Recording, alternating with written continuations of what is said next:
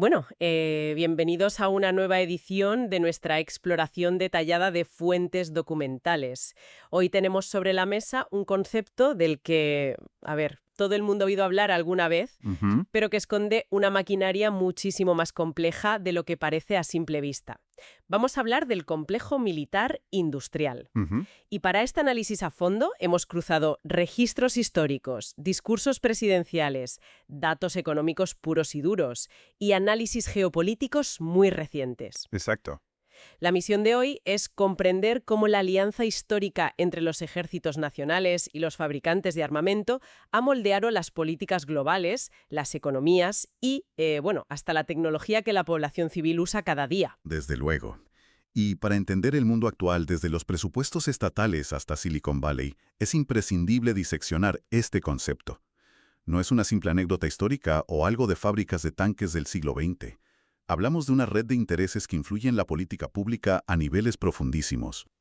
Vale, vamos a desgranar esto, porque el punto de partida oficial, el momento en el que el concepto explota en la cultura popular, parece sacado del guión de una película. Nos vamos al 17 de enero de 1961. Un momento histórico clave. Totalmente. El presidente Dwight D. Eisenhower da su discurso de despedida. Un héroe de la Segunda Guerra Mundial, un general de 5 estrellas. Y lanza una advertencia verdaderamente monumental. Dice que la ciudadanía debe protegerse contra la influencia injustificada de este gran complejo militar industrial. Lo fascinante aquí es que Eisenhower en realidad no inventó el término. ¿Ah, no? No, el marco conceptual venía gestándose en círculos académicos. El primer uso registrado es del economista Winfield W. Rieffler en 1947. Y luego a nivel sociológico destaca el libro The Power Elite de 1956 del sociólogo Sir Wright Mills. Claro.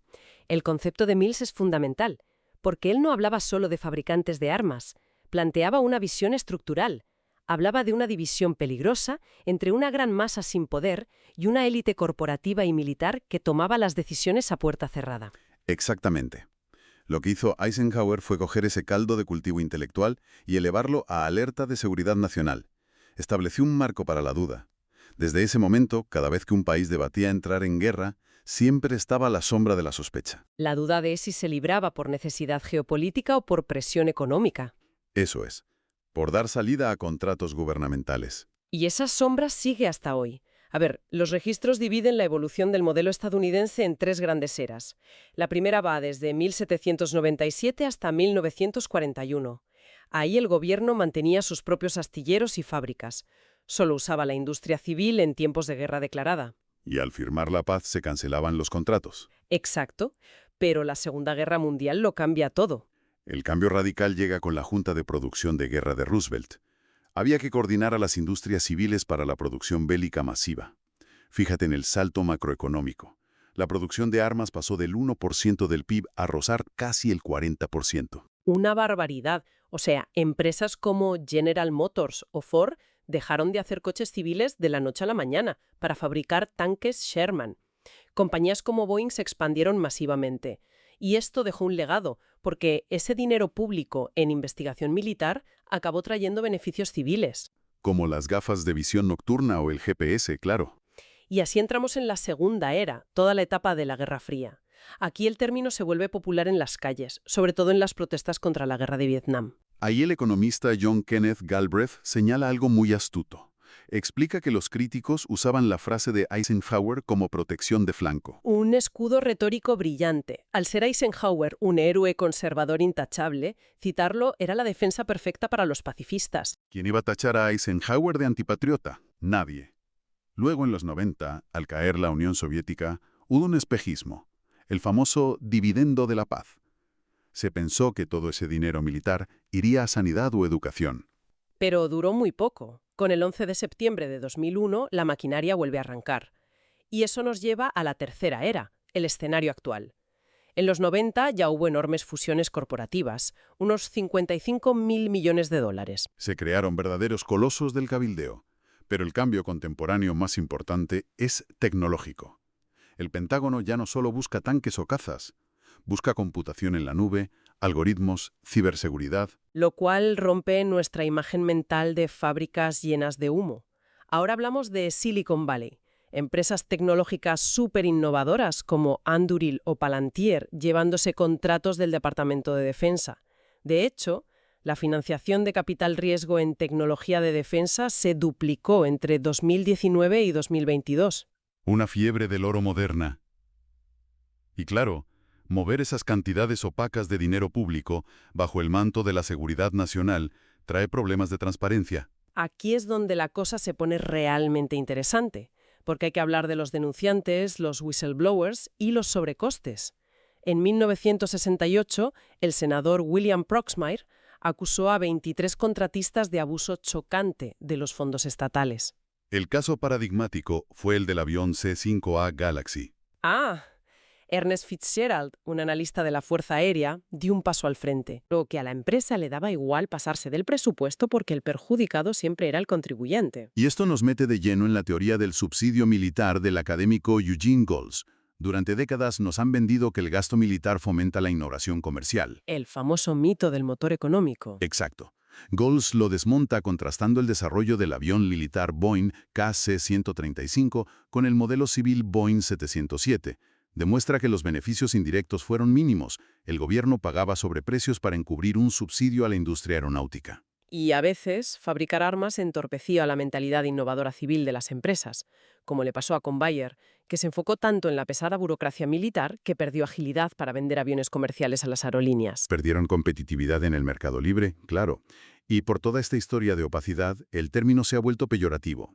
David S. Road analiza cómo los liberales usan la idea del complejo militar industrial para criticar la avaricia empresarial. Mientras que los conservadores usan una estructura muy similar cuando hablan del Estado profundo. James Ledbetter lo llama una mancha de Rorschach retórica. Actúa como un espejo donde cada facción política proyecta sus temores sobre el abuso del poder gubernamental. Es fascinante ver cómo funciona esto en un modelo capitalista.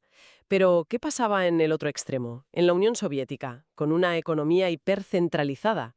Los registros del mandato de Stalin revelan un contraste geopolítico tremendo. Si conectamos esto con el panorama general, la Unión Soviética es una anomalía. Cualquiera pensaría que allí estaba el complejo militar industrial definitivo, pero los archivos desclasificados dicen que no era así.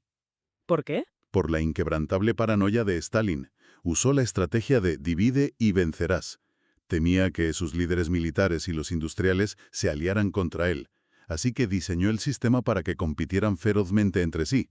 Evitó a toda costa un complejo unificado. O sea, no operaban como un lobby coordinado buscando presupuesto. Pero su economía sí estaba hipermilitarizada, con unos costes sociales brutales ocultos a la población civil. Faltaban bienes básicos, mientras las fábricas de armas no paraban. Y cuando el sistema cayó, gran parte de esa industria se hundió porque no sabían operar sin ese subsidio estatal gigante. Pero si damos un salto a la Rusia actual, el panorama ha dado un giro radical. Hoy sí existe una maquinaria estatal institucionalizada que funciona como un complejo armamentístico clásico. Impulsado sobre todo por la invasión de Ucrania en 2022. Exacto. Hay una comisión militar industrial que supervisa unas 6.000 empresas y emplea unos 3,5 millones de trabajadores. Es que los datos son de vértigo.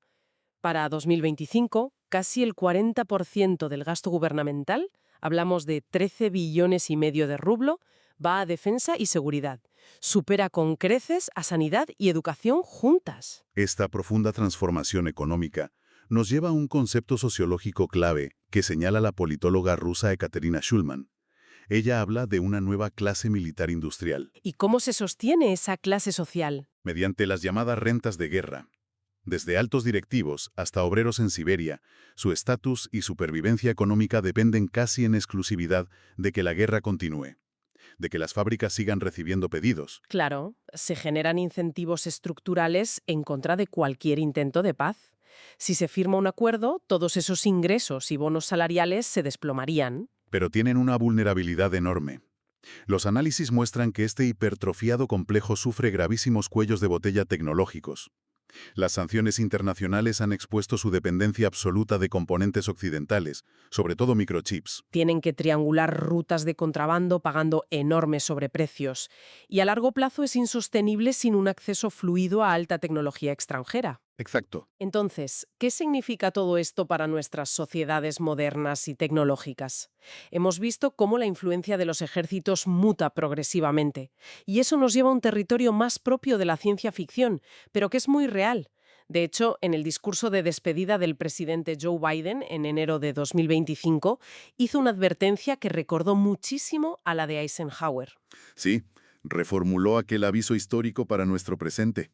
Advirtió sobre el colosal desarrollo de un complejo tecnológico industrial. Señaló que la ciudadanía corre el riesgo inmenso de quedar sepultada bajo una avalancha de desinformación masiva, y que esto facilita abusos sistemáticos por parte de un poder oligopólico desmesurado. Este es un punto de inflexión.